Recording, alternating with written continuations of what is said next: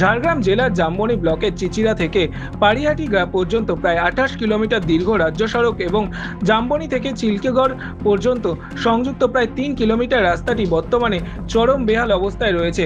বর্ষার সময় এই রাস্তাগুলির অবস্থা আরও শোচনীয় হয়ে ওঠে। খানাখন্দে ভর্তি পথে জমে থাকে কাদা ও জল, যা কার্যত এক একটি মৃত্যুপথে পরিণত হয়। এই সড়ক শুধু যোগাযোগের মাধ্যম নয়, এটি চিল্কিগড় স্বাস্থ্যকেন্দ্র, বিডিও অফিস, ব্যাংক, স্থানীয় হাটবাজার এবং পার্শ্ববর্তী রাজ্য ঝাড়খণ্ডের সঙ্গে সংযোগ স্থাপনকারী একটি গুরুত্বপূর্ণ পথ। প্রতিদিন অসংখ্য মানুষ, স্কুল পড়ুয়া, অসুস্থ রোগী, ব্যবসায়ী ও কৃষক এই সড়ক ব্যবহার করে, কিন্তু নিত্যদিনের যাতায়াতে তাদের পড়তে হচ্ছে চরম দুর্ভোগে।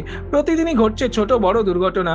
স্থানীয় বাসিন্দাদের অভিযোগ, বহুবার নিবেদন জানানো সত্ত্বেও প্রশাসনের পক্ষে থেকে কোনো কার্যকরী পদক্ষেপ দেখা যায়নি। খুবই খারাপ, মানে আমাদের জামবনি থেকে এই চিচিরা পর্যন্ত রাস্তা যেতে খুবই কষ্ট।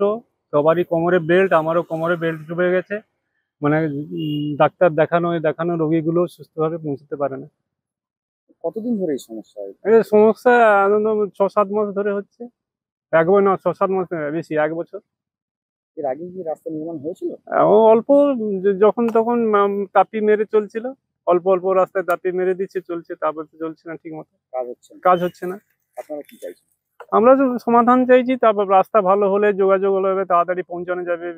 বিশেষ করে এখানে স্বাস্থ্য কেন্দ্র আছে, স্বাস্থ্য কেন্দ্রে রোগী নিয়ে আসতে গেলে তো রাস্তাটা তো ভালো দরকার না।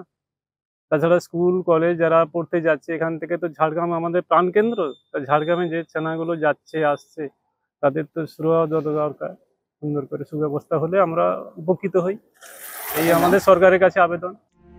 রাস্তাটির পিচ উঠে গিয়ে বহু স্থানে কেবল মাটি ও খোয়া পড়ে রয়েছে। গাড়ি চালকদের পড়তে হচ্ছে মারাত্মক ঝুঁকির মুখে। প্রশাসনের দীর্ঘদিনের নিরাপত্তা ও দায়িত্বহীনতা মানুষকে চরম হতাশ ও ক্ষুব্ধ করে তুলছে। গ্রামের মানুষ, গাড়ি চালক, ব্যবসায়ী ও ছাত্রছাত্রী সকলের মুখে আজ একটাই প্রশ্ন: নিরাপদ রাস্তা কি কেবল কাগজে কলমে সীমাবদ্ধ থাকবে? অবিলম্বে রাস্তা সংস্কারের দাবি উঠেছে এলাকায়। খারাপ রাস্তা নিয়ে তৃণমূলকে খোঁচা দিয়েছে বিজেপিও। নমস্কার। এখানে দুটো অ্যাক্সিডেন্ট হয়েছে এবং মৃত্যুও ঘটেছে। আমাদের গিদনির উপরে একটা, এবং এখানে সামনেই আমাদের মানে পার্শ্ববর্তী গ্রাম 6 নম্বর অঞ্চল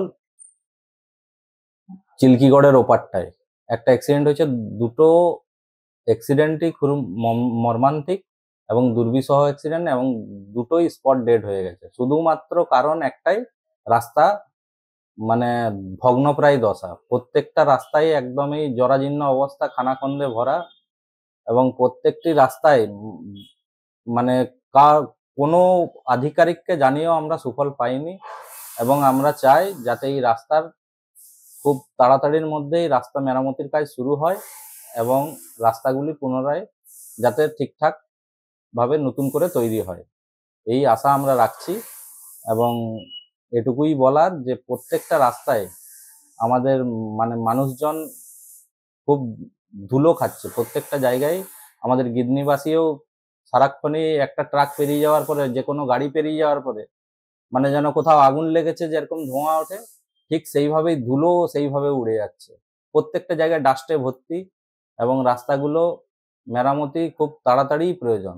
তবে জামবনি ব্লক পঞ্চায়েত সমিতির পূর্ত কর্মাধ্যক্ষ ভুবন মোহন দত্ত বিষয়টি নিয়ে দ্রুত পদক্ষেপের আশ্বাস দিয়েছেন।